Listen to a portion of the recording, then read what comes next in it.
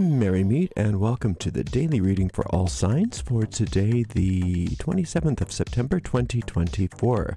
This is Ariel Gatoga, and today I'm reading with this beautiful Tarot de Marseille by Lo Scarabeo. Just a program note, this is out of print, but I put this exact same deck by a different publisher for purchase. A link to this deck for purchase in the video description of this video. Let's purify with some 4711. 3 sprays in this room is more than sufficient. There's also a link to purchase this in the video description on YouTube as well. Let's see what's in the cards for everybody today, shall we? Starting off with 3 of coins, followed by the Ace of Wands, and then we have this beautiful Emperor card. Lovely. I love this. 3 of coins, you know, you've been working hard in whatever your thing is. And for some of you, it's been like, okay, I'm working hard. I'm doing all this stuff. When's it going to work for me? Well, it is working for you. Things are working for you. It may be on a slow start, but remember how Saturn works. Saturn is the 3s. It's slow and steady wins the race, but it also gets momentum. So it's slow but sure, and you really do win. It's the tortoise and hare kind of thing, and you do win in the long run. So just stay with it. You're doing great. Now, this is one of my very favorite cards in the whole tarot deck. I love the Ace of Wands. Owning your creativity, owning your fire, right? Owning your will, owning your what you love, and not putting up with anything less than what you love. And I love seeing that, and I want you to know that the universe loves seeing that too, and that what you're doing is not unnoticed, and it's not for nothing. And so just keep doing what you're doing. You are on not only on the right track, but you're on a fiery, wonderful track that is just ready to explode with all kinds of success. And you're the Emperor. You always are. You always will be. But when the Emperor comes up in a reading, it's really important to own that, to own it. You're not being arrogant to own your Emperor-ness. You're not being arrogant to recognize that, wait a minute, I'm a royal sovereign, and I have a throne, and I have a wand, and I have a scepter, and I have things, and I have the power. And you know, a lot of times when people don't own that they are the emperor, then they are ineffective emperors. They allow themselves to, to be unduly influenced by others, or they, allow things to happen around them because they don't think that they have any say. And you're not doing that, and nor should you.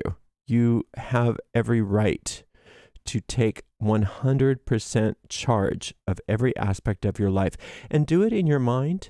Do it in your mind, and the rest will follow. You don't have to worry about, because sometimes when we hear that, we say, well, yeah, but what do I do? How do I do that? Do it in your mind. In your mind, you just take charge of the fact that what you say goes, and the power of your decision.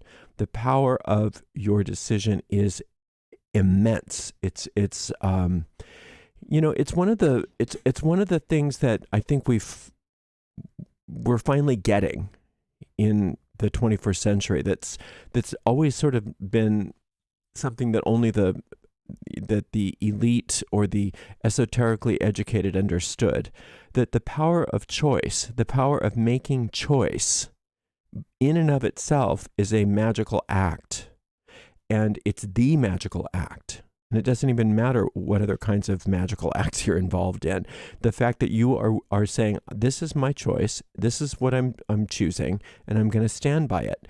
And then heaven and earth have to bow down to that, to have to sway to your decision and the power of your choice. So just owning that.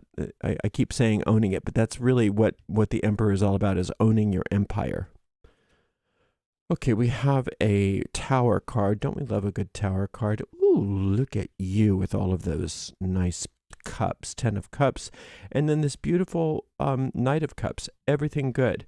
So some of you went through, a bit of a maybe shake-up recently. Things seem to be like, maybe even a little scary, but it was all in your favor. It was all shaken up so that you can have what you need, getting rid of the things that are worn out. And you can facilitate that. I let go worn out things. I let go worn out relationships. I let go worn out ideas. I let go worn out concepts. I let go worn out habits. I let go of them. I let them go.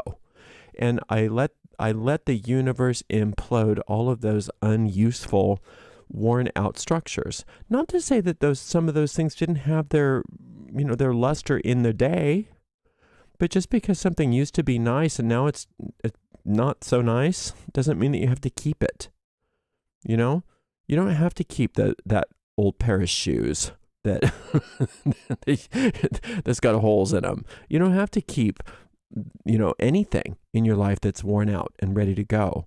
It doesn't mean that it's bad. It doesn't mean that you don't love it, but just like sometimes, the kid that doesn't want to give up its blankie, it's a good thing to just kind of nudge them in the right direction. You don't need that blankie anymore. You don't need those toys anymore. You don't need some of those things anymore. It's time for new. And so the same thing is for you. This is a growing up process in a wonderful way. Not growing up meaning that you're letting go of your childlike innocence. It's growing up meaning that you're ready for a whole new world, a whole new way of being. And look at this whole new way of being. This always kind of reminds me of the Hermetic tree of life. How one sphere flows over to the next, flows to the next. It's like a champagne fountain for you. And this is that, remember I said about the power of choice? The power of choice is opening you up to that happy outcome. And like we say, the happy outcome of the 10 of Cups has within it the power to be a happily ever after, if you decide to. If that's up to you, whether you want this to be this wonderful thing that's happening for you, if you want this to be a specific event that happens and then it gets relegated into linear time and then immediately it becomes a thing that happened and then it becomes something in the past, or if you stay present in it. And I think that you are really primed to stay present and to recognize that this doesn't have to be a trend in your life, this success, this power, this owning of your sovereign powers. This can be a way of living that permeates all time and space. And you have all the help you need too, by the way. You're not just, emperors aren't emperors all by themselves. They're not all alone on their throne, have to do everything. They don't have to, make sure the streets get swept by themselves. They don't have to go out and sweep the streets themselves. They don't have to go and plow the fields themselves. They don't have to clean the castle themselves. They don't have to do any of that. They have people. They have staff, and they have advisors. They have a whole empire, and your empire is up to you. And it looks like the way that you're considering running your empire is through that of cooperation with the higher power. So this hello, Knight of Cups. Thank you. This Knight of Cups is all about you receiving guidance. And it's saying that you want to receive that guidance in the moment by moment by moment. And this is a wonderful depiction of how that power works. Anybody this is you being a great leader, okay? That's what an emperor is. A great leader is somebody that follows on the invisible plane, that says, what do I do? Where do I go? What do I do?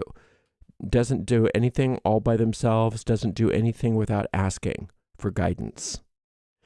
And then you come off as this great leader. Nobody knows that's what you're doing. Everybody thinks, whoa, they just really know what they're doing. They always make the right choice. Boy, they are on it. They are so with it.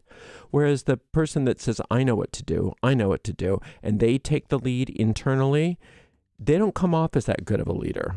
People are like, ugh, what are they doing? Ugh, I wouldn't have done that, So remember that you have with you at all moments of time and points of space this advisor that is constantly there for you, telling you where to go, how to be, and how to access all the resources within your empire.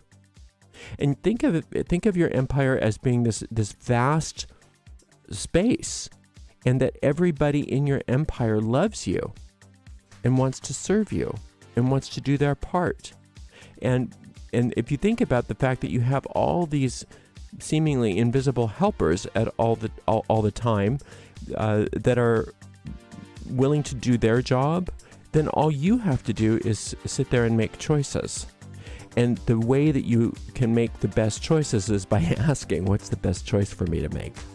And then you're following that higher wisdom within you, grabbing hold of that wand, making sure that you know that this is a time for you to really shine, really burning up with great creativity, great ideas, so much power, so much enthusiasm, so much success is available to you. And like I said, let's make this perpetual. Let's not let this be a nice thing for today. Let's make this be the day that your whole life became this new way. And this is just how it is now. And you continue to expand into it eternally. But it's not something that's just like, oh, well, the planet's aligned one day for me to have a good day. No, it's not about having a good day. It's about having a good life eternally, having a happily ever after. And that's happening right now. Thank you so much for spending some time with me, and we'll see everybody for another general reading tomorrow. Until then, blessed be.